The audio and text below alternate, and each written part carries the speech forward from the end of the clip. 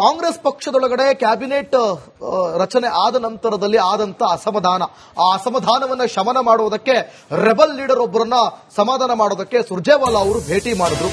ಯಶವಂತರಾಯಗೌಡ ಪಾಟೀಲ್ ಅವರನ್ನ ತಡರಾತ್ರಿ ರಹಸ್ಯ ಸ್ಥಳದಲ್ಲಿ ಭೇಟಿಯಾಗಿ ಶಾಸಕರ ಜೊತೆ ಚರ್ಚೆ ಮಾಡೋದು.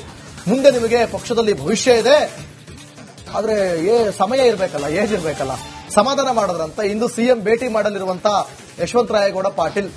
ಮುಂದೆ ಭವಿಷ್ಯ ಇದೆ, ಏನೊಂದು 25-30 ವರ್ಷದ ಚಿರ ಯುವಕ ಆಗಿದ್ರೆ ಮುಂದೆ ಭವಿಷ್ಯ ಇದೆ ಅಂತ ಹೇಳ್ಬೋದು. ಓಕೆ, ತಡರಾತ್ರಿ ರಹಸ್ಯ ಸ್ಥಳದಲ್ಲೇ ಭೇಟಿ ಮಾಡಿ ಮುಂದೆ ಭವಿಷ್ಯ ಇದೆ ಅಂತ ಸುರ್ಜೇವಾಲಾ ಅವರು ಏನೋ ಅವ್ರನ್ನ ಮನವೊಲಿಸುವಂತ ಕೆಲಸ, ಅವ್ರನ್ನ ಸಮಾಧಾನ ಮಾಡುವಂತ ಕೆಲಸವನ್ನ ಮಾಡಿದಾರಂತೆ. ನೋಡೋಣ ಏನಾಗುತ್ತೆ, ಇದು ಯಾವ ರೀತಿ ಮುಂದಿನ ಬೆಳವಣಿಗೆಗಳೇನಾಗುತ್ತೆ, ರಾಜೀನಾಮೆಯನ್ನು ವಾಪಸ್ ಪಡೆದುಕೊಳ್ತಾರಾ ಅಥವಾ ಅದರ ಜೊತೆಗೆ ಇನ್ನಷ್ಟು ರಾಜೀನಾಮೆಯ ಸಂಖ್ಯೆ ಹೆಚ್ಚಳವಾಗುತ್ತಾ?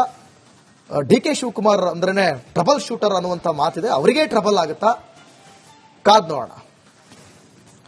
ಎಸ್, ಈ ಬಗ್ಗೆ ಇನ್ನಷ್ಟು ಮತ್ತಷ್ಟು ಮಾಹಿತಿಯನ್ನು ಕೊಡ್ತಾರೆ ನಮ್ಮ ಪ್ರತಿನಿಧಿ ಬಸವರಾಜ್. ಲೈವ್ ನಲ್ಲಿ ಜಾಯ್ನ್ ಆಗ್ತಿದ್ದಾರೆ. ಬಸವರಾಜ್, ರಹಸ್ಯವಾದ ಭೇಟಿ, ಅದಕ್ಕೆ ಸಮ್ಮತಿ ಇದೆಯೇ?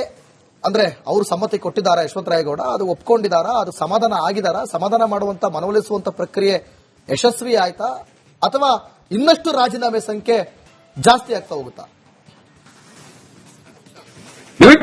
ಈ ತರದ ಸಚಿವ ಸಂಪುಟ ರಚನೆ ಆದಂತಹ ಸಂದರ್ಭದಲ್ಲಿ ಅಸಮಾಧಾನಗಳು ಸಹಜವಾಗಿ ಇದ್ದೇ ಇರ್ತವೆ, ಅದರಲ್ಲಿ ಎರಡು ಮಾತಿಲ್ಲ. ಯಾಕಂದ್ರೆ ಆಕಾಂಕ್ಷಿಗಳ ಸಂಖ್ಯೆ ಸಾಕಷ್ಟಿದೆ.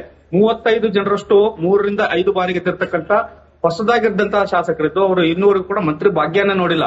ಅವರೆಲ್ಲರೂ ಕೂಡ ಮಂತ್ರಿ ಆಗ್ಬೇಕು ಅನ್ನುವಂತ ಆಕಾಂಕ್ಷೆನ ಇಟ್ಕೊಂಡೇ ಇದ್ದವರು. ಅವರೆಲ್ಲರೂ ಕೂಡ ನಮಗೆ ಮಂತ್ರಿ ಸ್ಥಾನ ಬೇಕು ಅನ್ನುವಂತ ಒಂದಷ್ಟು ಪಟ್ಟಣ ಹಿಡ್ಕೊಂಡು ಕೂತಿದ್ದಂತವ್ರು.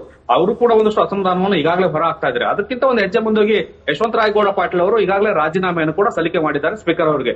ಸ್ಪೀಕರ್ ಅವರು ರಾಜೀನಾಮೆ ಕೊಟ್ಟಿದ್ದಾರೆ, ಆದರೆ ಅವರು ಇನ್ನಷ್ಟು ಅಂಗೀಕಾರ ಮಾಡಲಿಲ್ಲ. ಹಾಗಾಗಿ ಈಗ ವಿಧಾನಸಭೆಯ ಕಾರ್ಯದರ್ಶಿಗಳ ಬಳಿ ಈ ಒಂದು ರಾಜೀನಾಮೆ ಪತ್ರ ಇರ್ತಕ್ಕಂಥದ್ದು. ಹೊಸ ಸ್ಪೀಕರ್ ಬಂದಂತವ್ರು ಇದನ್ನ ಪರಿಶೀಲನೆ ಮಾಡಿ ಅಂಗೀಕಾರ ಮಾಡ್ಬೇಕಾ ಬೇಡವಾ ಅನ್ನೋ ಒಂದು ನಿರ್ಧಾರ ಮಾಡ್ತಾರೆ.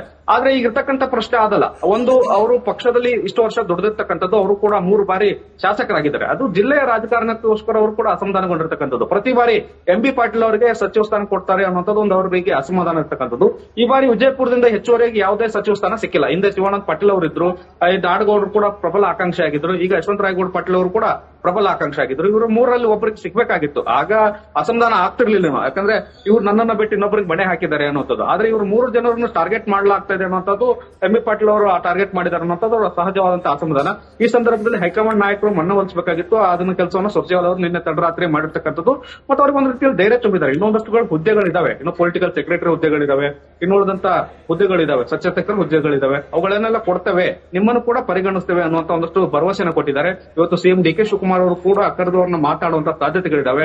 ಅವ್ರನ್ನ ಮಾತಾಡಿ ಮನವೊಲಿಸಿ ಒಂದು ರಾಜೀನಾಮೆಯನ್ನ ವಾಪಸ್ ಪಡೆಯುವಂತ ಕೆಲಸವನ್ನ ಈಗಾಗಲೇ ಕಾಂಗ್ರೆಸ್ ನಾಯಕರು ಆರಂಭಿಸಿದ್ದಾರೆ. ಅದನ್ನ ಇನ್ನಷ್ಟು ಪ್ರಬಲಗೊಳಿಸಿ ಇವತ್ತು ರಾಜೀನಾಮೆಯನ್ನು ವಾಪಸ್ ತೆಗೆದುಕೊಳ್ಳುವಂತ ಸಾಧ್ಯತೆಗಳಿದಾವೆ. ಓಕೆ, ಥ್ಯಾಂಕ್ ಯು ಬಸವರಾಜ್ ನಿಮ್ಮೆಲ್ಲ ಮಾಹಿತಿಗಾಗಿ.